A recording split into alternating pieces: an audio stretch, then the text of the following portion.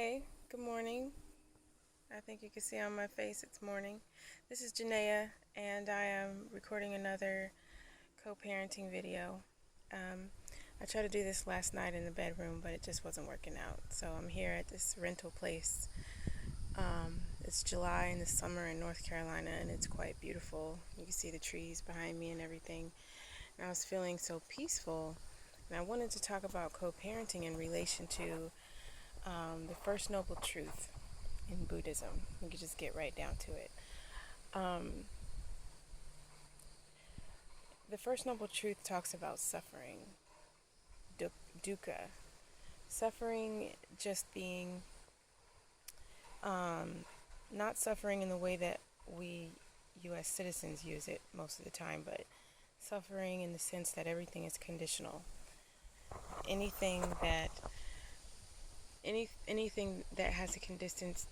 anything that has an existence based on certain conditions being met is suffering, because at some point it's going to end. It's not permanent. And so when you consider your co-parenting relationship in terms of being conditional, not being permanent, just letting you look at the trees here, then you can have a little bit of perspective when it comes to the sufferings that you encounter when it comes to dealing with your co-parent. When you're talking about the schedule and you guys are arguing, when you're considering other things like perhaps they're bad talking you around your child, or allowing bad things to be said about you around your child, when your child is suffering emotional distress related to the issue having to go back and forth between two parents, and just in general all of the negativity that comes with co-parenting. Understand first that the co-parenting relationship is conditional. It's based on the conditions that both of you still want to be a part of the child's life, which is extremely positive. And it's based on the conditions that the child is still under 18 and needing to be supervised and taken care of by his or her parents. And so those conditions will change over time, contributing or detracting from, contributing to or taking away from the quality of the relationship that you have with your co-parent. And so of course you want to add to the quality of your co-parenting relationship by improving clear communication and things like that. But for your own personal peace, what I want you to understand is that you still have full control over your own happiness. I know that when you're a co-parent, it feels so unsettling because you feel as though you have less control. But I want you to know that you still have the same amount of control over your happiness now as you did before. Your happiness is based on your own choices inside. I'll give you an example. My children were very young when I first split from my husband, and so with his second spouse coming around, she cared for them a lot, and so they began to call her mama, and that bothered me a lot. I did not like it, and on top of that, he didn't care that I didn't like it, and when I gave him that ammo, he used it against me in order to throw jabs and punches at me when we got into disagreements. And I let him, because that was something that I was very attached to, that my children would only call me mommy. Suffering is caused by either attachment or aversion to something, being particularly attached to the fact that my children only knew me as mama, and being particularly averse to them calling anybody else by that title.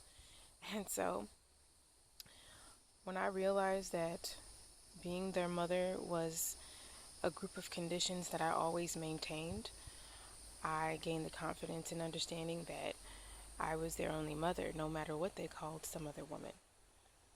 When I gained strength and resolve and understanding that she did not maintain the conditions that I maintained, and that the title was merely being applied to her for convenience, that no longer was a thorn in my side.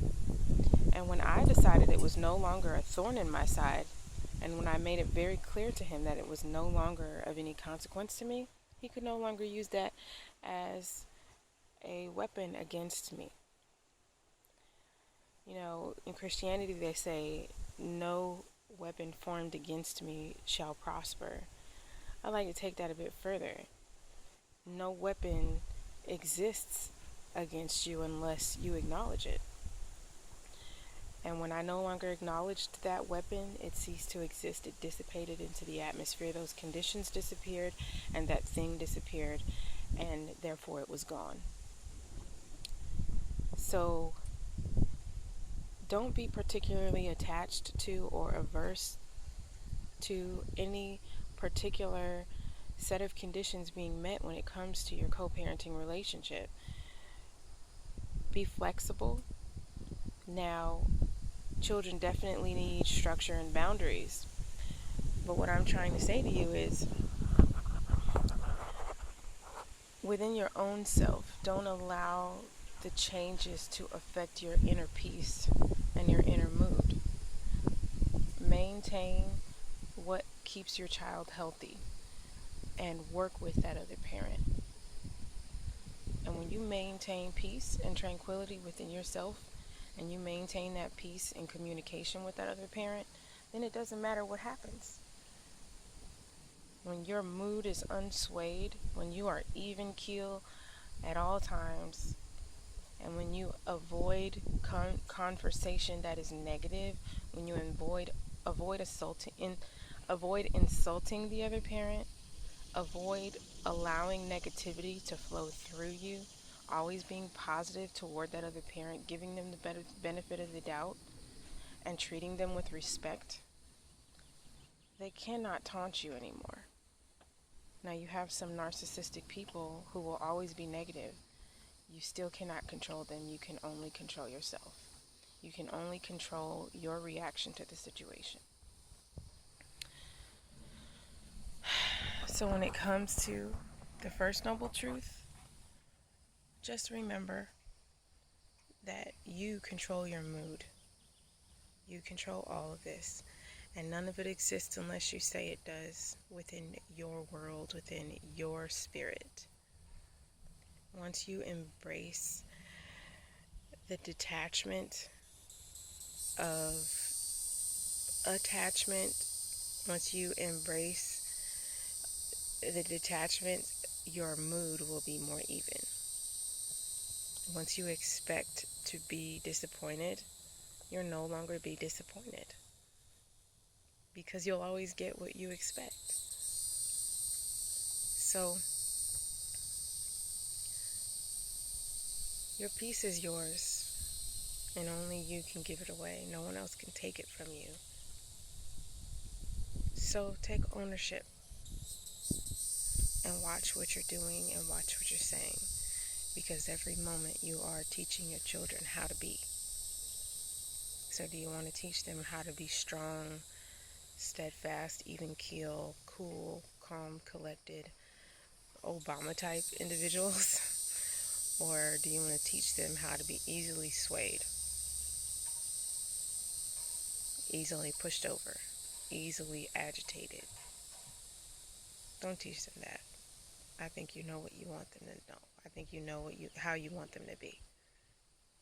And you will be so much of a blessing to your co-parent if you learn just how to control yourself.